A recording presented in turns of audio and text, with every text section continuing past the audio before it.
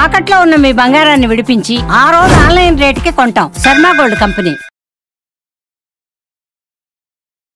Hello everyone, నాతో పాటు ప్రముఖ astrologer and vastu consultant Nanaji Patnaik గారు ఉన్నారు. నమస్తే గురుగారు. శ్రీమాత్రే నమః. గురుగారు, దాన ధర్మాలు గుప్తంగా చేయాలంటారు. అంటే మంచి చేసే దానాలు, చెడు చేసే దానాలు, కష్టాలను హరించే దానాలు, సంతోషాన్ని తీసుకొచ్చే దానాలు అట్లా ఉంటాయా? అంటే దాన ధర్మాల్లో కూడా ఆ లెక్క ఉంటుందా? అసలు ఎవరు ఎలాంటి దానం ఎప్పుడు చేస్తే ఎలాంటి ఫలితం వస్తుంది? అట్లీస్ట్ కొన్నైనా మనం తెలియజేయగలిగితే చాలా మందికి ఉపయోగపడొచ్చు గురుగారు. తప్పకుండా అమ్మా. ఇక్కడ రెండు రకాలుగా ఉంటుంది. ఎలా అంటే మీ గ్రహస్థితి అనుకూలించడం కోసం పురోహితుడికి ఆలయానికి వెళ్ళి ఆ గ్రహానికి సంబంధించినటువంటి దానం ఇవ్వడం, మీ దోషాన్ని తగ్గించుకోవడం. రెండవది, మీరు దయ కొద్దీ ఇచ్చే, ధర్మం కొద్దీ ఇచ్చేటువంటిది. పేదవాళ్ళకి, వాళ్ళ పిల్లలకి పుస్తకాలు కొనిచ్చడం, లేకపోతే అన్నం ఎవరికో లేదంటే అన్నం తినిపించడం, ఇవన్నీ వేరు. ఇది రెండు రకాలుగా పనిచేస్తుంది. ఇదేంటంటే, ఒకటి గ్రహస్థితి బాగాలేదు, ఏదో దశ నడుస్తుంది, అది అనుకూలించాలి, పురోహితుడి దగ్గరికి వెళ్ళి దానం ఇస్తాం. ఇవాళ రేపు చాలా మందికి ఏమైపోతుందంటే, పలానా దానం ఇవ్వండి అంటే పురోహితులు తీసుకోవట్లేదంటే అక్కడ పెట్టేయమన్నారు అంటూ ఉంటారు. నేను ఒకటే అడుగుతాను,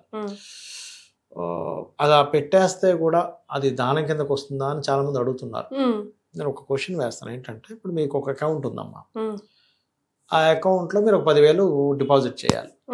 బ్యాంక్కి వెళ్ళి ఒక మూలం చక్కగా దాన్ని మూట కట్టేసి ఒక మూలం పెట్టేసి మీరు ఇంటికి వచ్చేసారు. మీ అకౌంట్లోకి వెళ్తుందా? వెళ్ళదు కదా గురుగారు. ఎట్లా వెళ్తుంది? వెళ్ళదు. అంతే కదా. అంతే కదా. కానీ మీరు ఏం చేయాలి? దానికి మీ అకౌంట్లోకి వెళ్ళాలంటే ఆ కౌంటర్ దగ్గర నిలబడి దానికి ఒక స్లిప్ రాసి, మీ అకౌంట్ నెంబర్ రాసి, అమౌంట్ రాసి, మీ సంతకం పెట్టి ఇస్తే దాన్ని మళ్ళీ తీసుకొని దాన్ని ఏం చేస్తాడు, దానిలో సిస్టంలో అప్లోడ్ చేసి ఆ డబ్బులు పెట్టుకొని మీకు రిసిప్ట్ ఇస్తాడు, స్టాంప్ వేసి.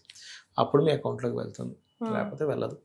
అలాగే ఒక దానం మీరు గ్రహ సంబంధంగా ఇస్తున్నారు, ప్రమోషన్స్ రావట్లేదు, లేదా సంతానహీనత ఉంది, గోధుమలు లేదా శనగలు దానంగా ఇవ్వాలి.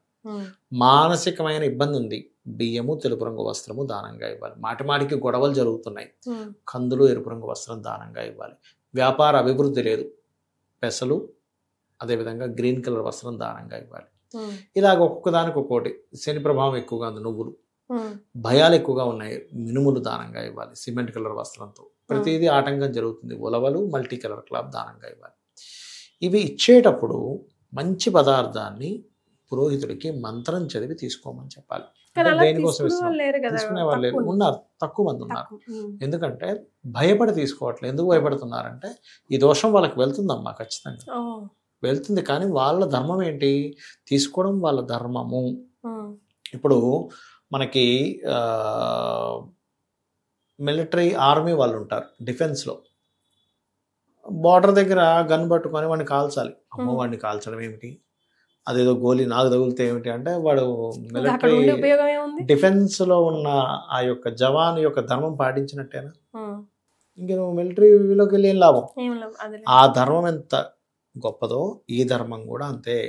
అమ్మో, నేను దానం తీసుకుంటే ఇది నాకు వస్తుందేమో. శాస్త్రం చెప్పింది నువ్వు దానం పట్టమని, దానం ఇమ్మని చెప్పింది, దానం తీసుకోమని చెప్పింది. అయితే దానం తీసుకున్న నువ్వు ఎంతో శ్రద్ధగా తీసుకొని గాయత్రి చేసుకుంటే నీకు ఆ దోషం పోతుంది. అలాగే ఇచ్చే వ్యక్తి కూడా పరమేశ్వర స్వరూపంగా బ్రాహ్మణుని భావించి దానంతో పాటు దక్షిణ ఇవ్వాలి. చాలా మంది ఏంటి, దక్షిణ మనకి మిగులుతుంది కదా, అక్కడ పెట్టేమన్నారు కదా, పెట్టేసి వెళ్ళిపోదాం అనుకుంటారు. కానీ మీకు అది పని చేయదు. దక్షిణ ఎందుకు ఇవ్వాలి? మరి ఆయన కూర్చొని జపం చేసుకుంటాడు, గాయత్రి జపం 2-3 గంటల సేపు కూర్చొని చేస్తాడు. మరి అంతసేపు ఆయన టైం స్పెండ్ చేస్తున్నాడుగా, దానికి మనం ఎంతో కృతజ్ఞతగా ఇవ్వాలి పదార్థము. అది అప్పుడు ఆయనకి దోషం పోతుంది. ఇందులో చాలా మంది ఏమంటారు, ఏమండి ఇలా కాకుండా నేను పేదవాళ్ళకి పెడతాను అంటే, ఇక్కడ 2 రకాలు. ఒకటి, ఇలా దానం ఇచ్చేదేమో గ్రహదోషం పోవడానికి, పేదవాళ్ళకి పెట్టింది కూడా ఫలితం వస్తుంది. ఎలా వస్తుంది అంటే, పుణ్యముగా మారి నెక్స్ట్ జన్మకు పనికి వస్తుంది, రాబోయే జన్మకు పనికి వస్తుంది. కానీ ఇక్కడ దోషం తీయడానికి పనికిరాదు. అది బ్రాహ్మణుడికి ఇస్తేనే దోషం తొలగడానికి వేరు. అంటే చిన్న ఎగ్జాంపుల్, ఇంకా ఈజీగా చెప్తాను. మీ దగ్గర ఒక 10,000 ఉన్నాయమ్మా, మీరు క్రెడిట్ కార్డు బిల్ కట్టుకోవడం వేరు, డిపాజిట్ చేసుకోవడం వేరు. ఈ డబ్బులు మీకు క్రెడిట్ కార్డు బిల్ కడితే క్రెడిట్ క్లియర్ అయింది, అకౌంట్లో వేసుకున్నారు, మీకు రేపు పొద్దున పనికి వస్తుంది. అట్లాగే ఏం కావాలో ఆ రకంగా చూస్ చేసుకోవాలి. Okay, right. అట్లాగే ఈ దానాల్లో కూడా మీకు మహాదశ అంతర్దశలో ఏవి బాగా లేవో వాటికి మాత్రమే దానం ఇవ్వాలి, అన్నిటికీ దానం ఇవ్వాల్సిన పని లేదు, వాటికి సంబంధించిందే.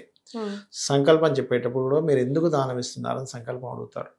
అంటే నాకు అనారోగ్యం ఉంది, లేకపోతే జాబు లేదు, లేకపోతే సంతానం లేదు, లేకపోతే పెళ్ళి అవ్వట్లేదు ఉంటుందిగా, అది సంకల్పం చదవాలి. వాళ్ళు చదివి ఆఖరిలో మిమ్మల్ని ఆశీర్వదించాలి. పరమేశ్వర స్వరూపంగా మీరు ఇవ్వాలి. బియ్యం దానం ఇస్తున్నా, ఏదో రేషన్ బియ్యం ఇచ్చేద్దాం, 20 రూపాయలు దాన్ని ఇవ్వకూడదు. మీరు ఒక 40 రూపాయలు బియ్యం వాడుతున్నారు, 40 రూపాయల బియ్యం కంటే ఇంకో 45 రూపాయలు తీసుకోండి, దానం ఇవ్వండి. సంతృప్తి చెందితే ఆ వ్యక్తి మీకు ఆ ఫలితం కూడా అలా వస్తుంది. ఎందుకంటే దానం తీసుకునే వ్యక్తి ఆ బ్రాహ్మణుడు కాదు, అందులో ఉండేటువంటి ఒక దేవీ దేవతా స్వరూపంగా వచ్చి తీసుకుంటాడు. ఇప్పుడు అదే విధంగా మనకి ఈ భోక్తలు అంటారు. మనం ఏదైనా కార్యక్రమం చేసినప్పుడు ఇంట్లో తినడానికి వస్తారు, అక్కడ అమ్మవారు ఆ రూపంలో వస్తుందని ఉంది. చూడ్డానికి మనకు ఆ బ్రాహ్మణుడు, కానీ అక్కడ అమ్మవారి రూపంలో వస్తుంది. అలాగే దానం తీసుకునే వాళ్ళు కూడా అమ్మ నేను ఇతని దోషం నేను తీసేస్తున్నాను అనేటువంటి గర్వంతో తీసుకోకుండా అమ్మవారు ఆ యొక్క ఈశ్వరుడు నాకు ఫుడ్ కోసం ఈ రూపంలో నాకు ఇప్పిస్తున్నాడు అనేటువంటి కృతజ్ఞత వీళ్ళకే ఉండాలి, ఇచ్చే వాళ్ళకి ఉండాలి, పుచ్చుకునే వాళ్ళకి ఉండాలి. గురుగారు, కొంతమందిని ఈ మధ్య కాలంలో అబ్జర్వ్ చేస్తే కనుక ఏదో ఇలాగే ఏదైనా దోషం పోవడానికో లేకపోతే వాళ్ళకి కొద్దో గొప్ప నాలెడ్జ్ ఉండో ఏం చేస్తున్నారంటే ఆఫీస్లలోనో లేకపోతే వెళ్తూ పోతునో వస్తూ పోతునో ఏదో ఒకటి ఈ రోజు నేను నా ద్వారా ఈ తప్పు జరిగిందా, ఓకే నేను ఇది వీళ్ళకి ఇచ్చేసేస్తే అయిపోతుంది అని. అది తప్పు కదా గురుగారు, అలా చేయకూడదు కదా. తెలియక ఒక దోషం జరిగిపోయింది, తెలియక జరిగింది, ఆ దోష పరిహారం కోసం చేస్తే వేరు. కానీ కావాలని ఒక దోషం చేసి మళ్ళీ దానికి ఈ రూపంలో పోతుంది అనుకుంటే అది కరెక్ట్. మనసులో పెట్టుకొని అలా చేస్తే తప్పు. అంటే ఇంటెన్షియల్లీ చేశారు. ఉదాహరణకి కావాలని చేస్తే దాన్ని నొటోరియస్ క్రిమినల్ అంటారు, చూసారా, మీకు తెలుసు కదా. అట్లా ఏంటంటే అది దేవతకి అన్ని తెలుసు, భగవంతుడికి అన్ని తెలుసు. కావాలని చేసి మళ్ళీ దీని పరిహారం ఆమెకి ఏ బిడ్డ అయినా ఒకటే కదా. కాబట్టి అది అట్లా పనిచేయదు. ఏదో తెలియక చేశాడు, అయిపోయింది, దానం ఇచ్చుకున్నాడు, లేకపోతే స్తోత్రం చదువుకున్నాడు, అప్పుడు ఫలితం బాగుంటుంది. కానీ ఇలా చేసిన దానికి నెగటివ్ ఫలితాలు ఎక్కువగా వస్తాయి. అస్సలు చేయకూడని దానాలు ఏమైనా ఉన్నాయా గురుగారు?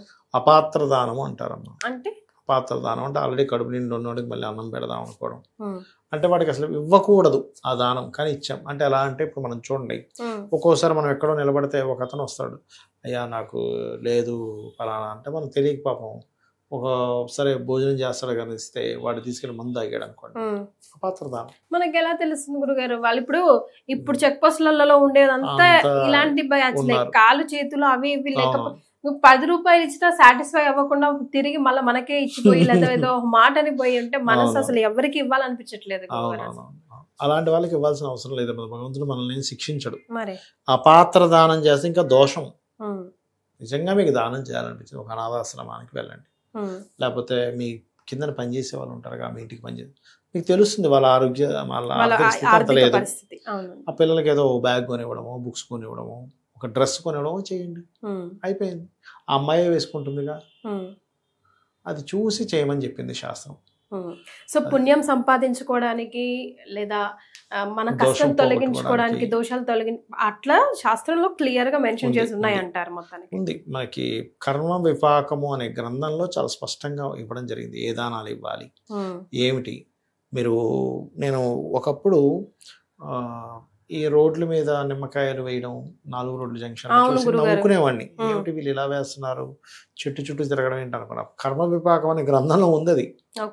నేను ఇన్డెప్త్ గా స్టడీ చేసినప్పుడు అర్థమైంది, ఓహో 4 రోడ్ల జంక్షన్ దగ్గర కొన్ని శక్తులు ఉంటాయి అక్కడ, అందుకే వాళ్ళు తీసుకెళ్లి అన్నం, బలి ఇచ్చిన అన్నం అక్కడ పెడతారు, అవి తినడానికి. అని తర్వాత అర్థమైంది. సో ఏంటి క్రాస్ చెక్ చేసుకోవడం, ప్రతిదీ చేయడం చాలా మంచిది. ఎగ్జాక్ట్లీ.